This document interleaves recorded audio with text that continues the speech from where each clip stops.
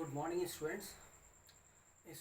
हम लोग अपने लास्ट लेक्चर में हम लोग स्टडी कर रहे थे अबाउट इलेक्ट्रिक पोटेंशियल, विद्युत विभव के बारे में हम लोग अध्ययन कर रहे थे। और इसके लिए मैंने डिफरेंट जो है आवेश वितरण को लेकर के किसी बिंदु पर विद्युत विभव की गणना की थी कि उदाहरण के लिए जैसे एक गोलीय कोश के कारण किसी बिंदु पर विभव कितना होगा। फिर उसके बाद में हमने लिया था एक एग्जाम्पल, एक ठोस चालक गोले के कारण किसी बिंदु पर विभव कितना होगा। फिर उसके बाद हम लोगों ने अध्ययन किया था कि एक आपके पास में एक समान रूप से आवेशित अचालक गोला है और उसके कारण किसी बिंदु पर विभव कितना होगा। और इन सारे केसेस के अंदर हमने विद्युत विभव और दूरी के मध्य ग्राफ भी देखा था। इस टॉपिक के बाद अब हमारे पास में एक बहुत ही इम्पोर्टेंट टॉपिक आता है जिस पर बेस्ड हमें बहुत सारे क्वेश्चंस मिल जाते हैं और जो आपकी बोर्ड परीक्षाओं में ऐसे प्रश्न आ जाते हैं। तो स्टूडेंट्स, आज हम उस टॉपिक का अध्ययन करेंगे और ये टॉपिक है हमारा वैद्युत स्थितिज ऊर्जा यानी इलेक्ट्रिक पोटेंशियल एनर्जी। तो स्टूडेंट्स, ये जो वैद्युत स्थितिज ऊर्जा है वो क्या है, इसको हम किस तरीके से हम इसको परिभाषित करें। तो मैं यहाँ कोशिश करता हूँ आपको समझाने की कि जो वैद्युत स्थितिज ऊर्जा है ये वह ऊर्जा है जो आवेशों की स्थिति के कारण आवेशों के निकाय में संचित हो जाती है। उस ऊर्जा को हम कहते हैं वैद्युत स्थितिज ऊर्जा।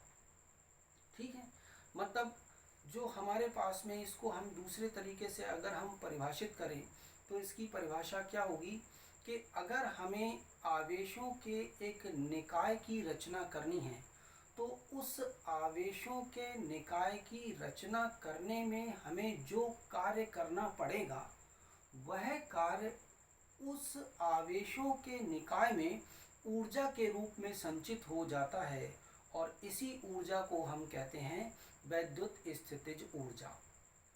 उदाहरण के लिए सपोज आपके पास में दो आवेश हैं और दोनों ही आवेश जो हैं वो धन आवेश हैं।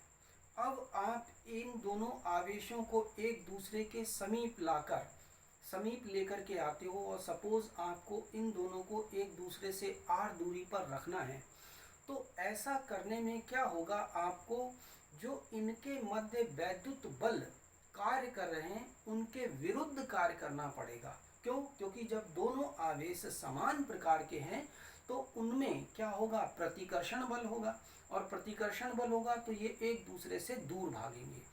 तो अगर हम दो आवेशों को एक दूसरे से r दूरी पर ही रखना चाहते हैं तो हमें क्या करना होगा कि इन आवेशों के मध्य लगने वाले वैद्युत बलों के विपरीत हमें क्या है, कार्य करना पड़ेगा। और यही कार्य जो है वो इन आवेशों के निकाय में ऊर्जा के रूप में संचित हो जाएगा। इसी ऊर्जा को हम वैद्युत स्थितिज ऊर्जा कहते हैं। ठीक इसी प्रकार यदि आपके पास में दोनों आवेश ऋणात्मक हैं तब भी आपको क्या होगा कि इन आवेशों के मध्य जो लगने वाले वैद्युत बल हैं उनके विरुद्ध कार्य करना पड़ेगा और यह कार्य जो है उस आवेशों के निकाय में ऊर्जा के रूप में संचित होगा। इसी ऊर्जा को हम कहते हैं वैद्युत स्थितिज ऊर्जा। एक और हम उदाहरण अगर हम कंसीडर करें, मान लो कि हमारे पास में दो आवेश हैं और दोनों ही आवेश जो हैं वो विपरीत प्रकृति के हैं और यहाँ जब हम इन दोनों आवेशों को भी एक दूसरे से r दूरी पर रखना चाहें तो हमें क्या है, यहाँ पर कार्य करना पड़ेगा। क्यों? क्योंकि अगर हम विपरीत प्रकृति के दो आवेशों को एक दूसरे से r दूरी पर रखें तो जैसे ही हम इन आवेशों को छोड़ेंगे तो ये क्या करेंगे, एक दूसरे को आकर्षित करेंगे। क्योंकि हम जानते हैं कि विपरीत प्रकृति के आवेशों के मध्य कौन सा बल कार्य करता है, आकर्षण बल कार्य करता है। और इसी आकर्षण बल के कारण ये दोनों आवेश जो हैं वो एक दूसरे को अपनी ओर आकर्षित करेंगे। तो अगर हम दोनों विपरीत प्रकृति के आवेशों को एक दूसरे से r दूरी पर ही रखना चाहते हैं तो हमें क्या होगा कि वैद्युत बल जो इनके बीच में वैद्युत बल कार्य कर रहे हैं उन वैद्युत बलों के विपरीत हमें कार्य करना पड़ेगा, इनको खींचना पड़ेगा इस तरीके से। तो जब हमें विपरीत कार्य करना पड़ेगा तो वो जो कार्य है वो आपका इन आवेशों के निकाय में संचित हो जाएगा, कार्य ऊर्जा के रूप में संचित हो जाएगा और इसी को हम कहते हैं वैद्युत स्थितिज ऊर्जा। तो स्टूडेंट्स आपको समझ में आया होगा कि वैद्युत स्थितिज ऊर्जा क्या होती है। ठीक है, अब यहाँ पर एक इम्पोर्टेंट पॉइंट और आता है कि यदि हम क्या करते हैं कि निकाय पर कार्य कर रहे हैं, यदि हम निकाय पर कार्य कर रहे हैं तब उसका कार्य जो होगा वो क्या होगा, धनात्मक होगा और उसकी वैद्युत स्थितिज ऊर्जा भी क्या होगी, धनात्मक होगी। यानी कि अगर आपके पास में आवेश जो हैं वो समान प्रकृति के हैं, समान प्रकृति के होने पर हमें क्या करना पड़ेगा, हमें कार्य निकाय पर जो है वो हमें कार्य करना पड़ेगा और ये कार्य जो होगा, जब कार्य करना होगा तो ये कार्य धनात्मक होगा और इससे संबंधित जो इसके अंदर ऊर्जा होगी वो भी धनात्मक होगी। और यदि आवेश जो हैं आपके विपरीत प्रकार के हैं तो यहाँ पर निकाय पर कार्य नहीं किया जाएगा, निकाय के द्वारा कार्य किया जाएगा और जब निकाय के द्वारा कार्य किया जाएगा तो ये किया गया कार्य ऋणात्मक होगा और इससे संबंधित जो ऊर्जा होगी वो क्या होगी, ऋणात्मक वैद्युत स्थितिज ऊर्जा होगी। इस वैद्युत स्थितिज ऊर्जा को हम व्यक्त करते हैं, U से व्यक्त करते हैं और इसका जो मात्रक है, क्योंकि ये ऊर्जा है तो इसका मात्रक क्या होगा, जूल होगा। तो स्टूडेंट्स आपको ये समझ में आया होगा कि वैद्युत स्थितिज ऊर्जा क्या होती है। ठीक है, तो अब इसके आगे हम यहाँ पर एक डेरिवेशन करते हैं। वो डेरिवेशन है दो बिंदु आवेशों के निकाय की वैद्युत स्थितिज ऊर्जा। यानी कि हमारे पास में दो बिंदु आवेश दे रखे हैं और वो दो बिंदु आवेश एक दूसरे से r दूरी पर स्थित हैं, तो इस निकाय की आवेशों के इस निकाय की वैद्युत स्थितिज ऊर्जा कितनी होगी, हम इसकी यहाँ पर गणना करेंगे। ठीक है, तो स्टूडेंट्स इसके लिए प्लीज़ आप लोग बोर्ड पे ध्यान दीजिए, आपको बहुत आसान टॉपिक है, बहुत अच्छे ढंग से आपको ये समझ में आ जाएगा। राइट,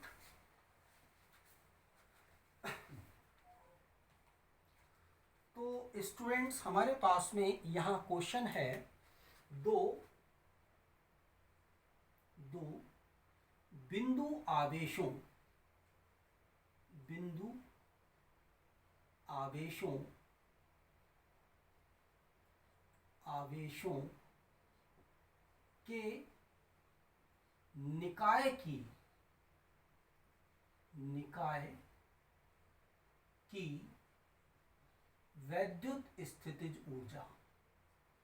वैद्युत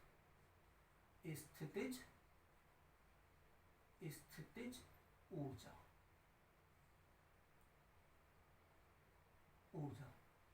दो आवेशों के निकाय की वैद्युत स्थितिज ऊर्जा कितनी होगी, इसकी हमें गणना करनी है स्टूडेंट्स। तो यहाँ पर जब हमें दो बिंदु आवेशों के निकाय की वैद्युत स्थितिज ऊर्जा की गणना करनी है तो स्टूडेंट्स प्लीज़ यहाँ पर ध्यान दीजिएगा कि यहाँ दो प्रकार की स्थितियाँ जो हैं वो उत्पन्न होती हैं। इन दोनों ही स्थितियों का अध्ययन करना हमारे लिए ज़रूरी है, क्योंकि जिस भी स्थिति में हमसे कहा जाएगा कि आप आवेशों के निकाय की वैद्युत स्थितिज ऊर्जा की गणना करो, आपको उसी को ही ध्यान में रखना होगा। तो पहली स्थिति क्या है, पहली स्थिति है कि जब कोई वैद्युत क्षेत्र उपस्थित ना हो। तो पहला केस हमारे पास में यहाँ आता है कि जब कोई वैद्युत क्षेत्र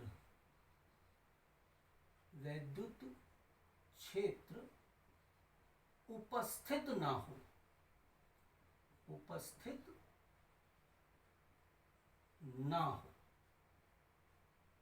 पहली स्थिति यहां पर ये आती है कि ये हमें दो बिंदु आवेशों के निकाय की वैद्युत स्थितिज ऊर्जा की हमें गणना करनी है। किस स्थिति में? जब कोई वैद्युत क्षेत्र या बाह्य वैद्युत क्षेत्र जो है वो उपस्थित ना हो।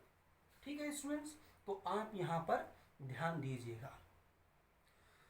तो हमें यहां पर जब कोई भी वैद्युत क्षेत्र उपस्थित नहीं है, इस स्थिति में हमें आवेशों के निकाय की हमें रचना करनी है।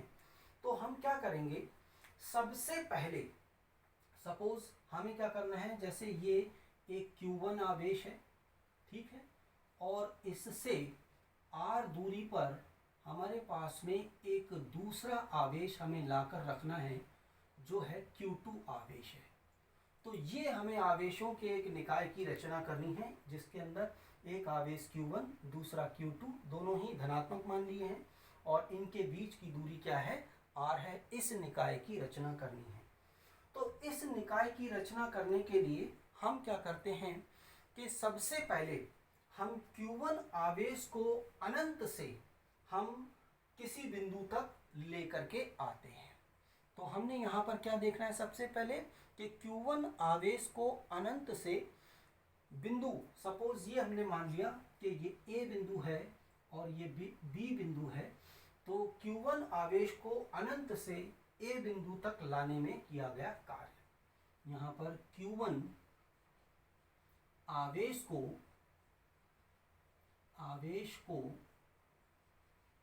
अनंत से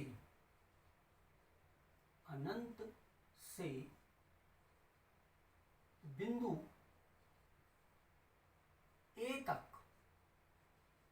A तक लाने में किया गया कार्य।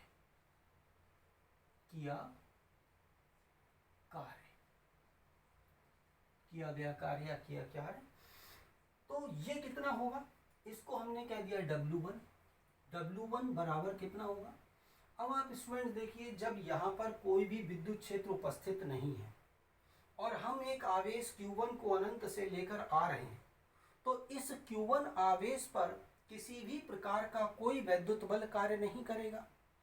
और जब बल कार्य नहीं करेगा तो हमें कोई कार्य करना भी नहीं पड़ेगा। कोई वैद्युत बल नहीं है तो हमें कोई कार्य यहाँ पर नहीं करना पड़ेगा। तो ये W1 क्या हो गया, वो 0 हो गया, राइट। तो अब हमने Q1 आवेश को हम अनंत से लेकर आए और उसको हमने बिंदु A पर रख दिया। अब इसके बाद में हम क्या करेंगे कि Q2 आवेश को अनंत से बिंदु B तक लेकर के आएंगे जो बिंदु A से R दूरी पर स्थित है। तो अब आपके पास में क्या होगा, दूसरा हम लिखते हैं Q2 आवेश को अनंत से बिंदु B तक लाने में किया गया कार्य।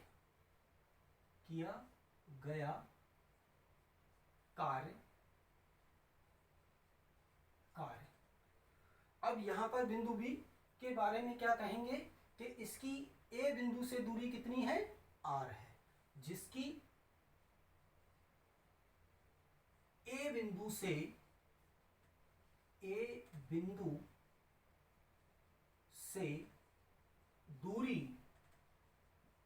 दूरी R है, राइट। जिसकी A बिंदु से दूरी जो है वो R दे रखी है, बिंदु B के बारे में कहा गया है।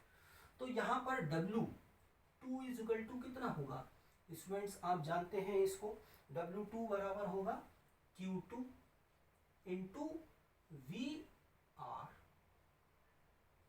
राइट। ये Q2 इंटू VR जहां VR क्या है, बी आर, जहां बी आर आवेश Q1 के द्वारा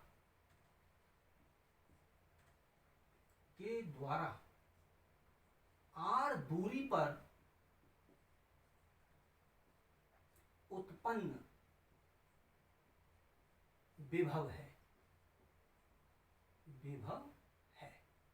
ये बी आर क्या है?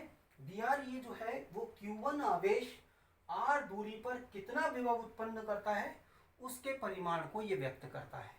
तो इट मीन्स यहां से अगर हम इसको देखेंगे, एक आवेश के द्वारा Q1 आवेश के द्वारा r दूरी पर उत्पन्न विभव का मान क्या होगा, यानी वी आर बराबर क्या हो गया आपके पास में 1/4 पाई एप्सिलॉन नॉट, और आवेश है Q1 और दूरी है r, राइट। तो अतः V2 बराबर W2 क्या हो जाएगा, W2 बराबर हो जाएगा, इसको अगर मैं यहाँ रखूंगा तो ये हो जाएगा 1/4 pi epsilon not Q1 Q2 upon R, right.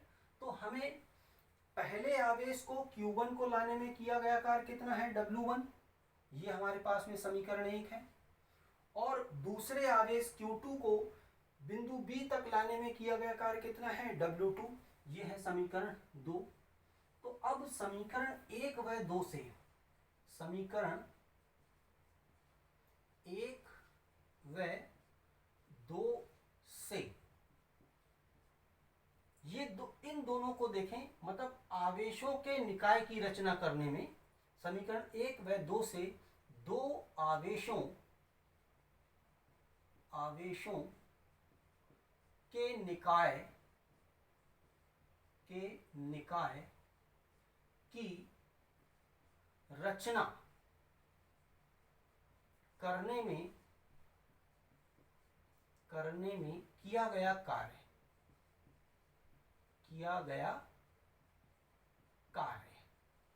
ये कार्य क्या होगा, W बराबर W1 प्लस W2, यानी जब आप इसका मान रखेंगे तो W बराबर क्या हो जाएगा 1/4 pi epsilon not Q1 Q2 upon R, और यह कार्य ही इस आवेशों के निकाय में ऊर्जा के रूप में स्थित हो जाता है, संचित हो जाता है, और इसी को हम कहते हैं वैद्युत स्थितिज ऊर्जा, जिसको हम U से व्यक्त करते हैं।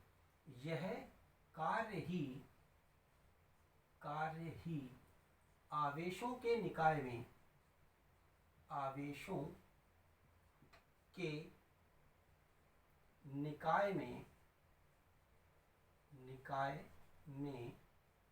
ऊर्जा के रूप में संचित हो जाता है,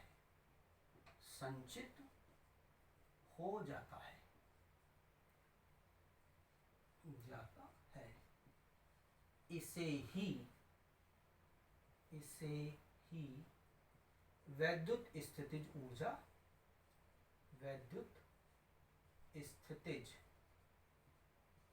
ऊर्जा कहते हैं। इसका मतलब आपके पास में अगर आप यहाँ देखो तो दो आवेशों के निकाय की जो वैद्युत स्थितिज ऊर्जा है U से हम इसको व्यक्त करते हैं, तो U बराबर क्या होगा 1/4 pi epsilon not Q1 Q2 upon R। ये आपके पास में बाह्य वैद्युत क्षेत्र की अनुपस्थिति में दो आवेशों Q1 और Q2 जिनके बीच की दूरी R है के निकाय की रचना करने में संचित वैद्युत स्थितिज ऊर्जा है। तो U बराबर 1/4 pi epsilon not Q1 Q2 upon R। तो स्टूडेंट्स इस चीज को आप ध्यान रखेंगे, ये बहुत ही इम्पोर्टेंट आपके पास में फॉर्मूला है, डेरिवेशन है, इसको आप आराम से कर सकते हैं। ठीक है, अब मैं यहाँ पर एक पार्ट तो ये हो गया, अब मैं यहाँ पर इसको थोड़ा सा परिवर्तित कर देता हूँ।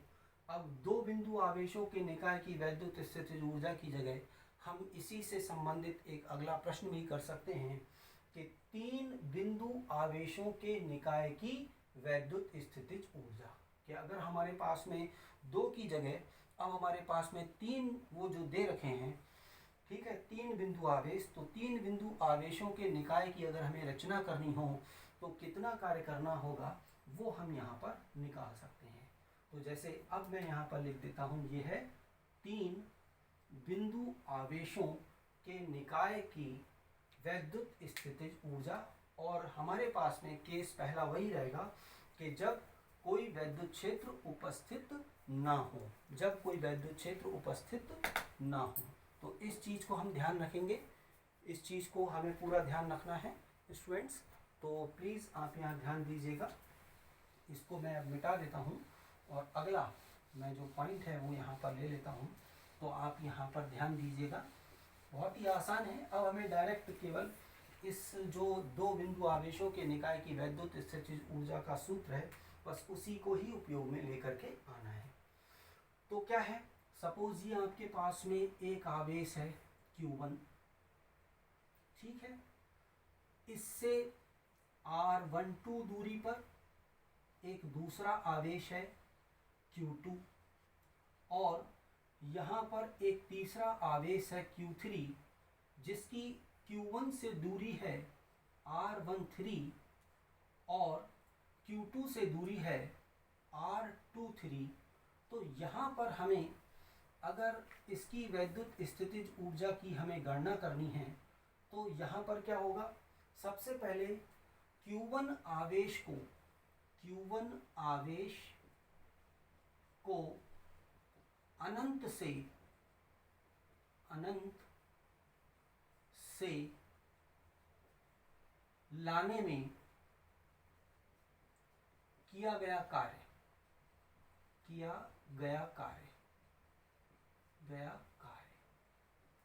तो पहला W1 बराबर क्या होगा। अब देखिए, ये आवेशों के निकाय की रचना करनी है, पहला आवेश लेकर आना है, कोई विद्युत क्षेत्र उपस्थित नहीं है तो कोई बल कार्य नहीं करेगा, और जब बल कार्य नहीं करेगा तो आपके पास में क्या होगा, कार्य शून्य होगा, यानी कि W1 बराबर क्या हो गया, शून्य। तो ये आपके पास में पहला समीकरण हो गया। ठीक, इसी प्रकार अब Q2 आवेश को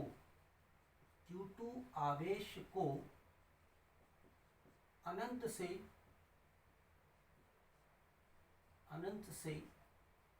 ठीक है से Q1 से R12 की दूरी तक लाने में किया गया कार्य तो ये कार्य कितना होगा, इसको हमने W2 से व्यक्त कर दिया, और W2 बराबर होगा Q2 इंटू आपके पास में V R12, यानी R12 दूरी पर विभव कितना होगा, Q1 के कारण। तो ये जो आपके पास में V R12 है, ये कितना है, 1/4 pi epsilon not Q1 upon R12।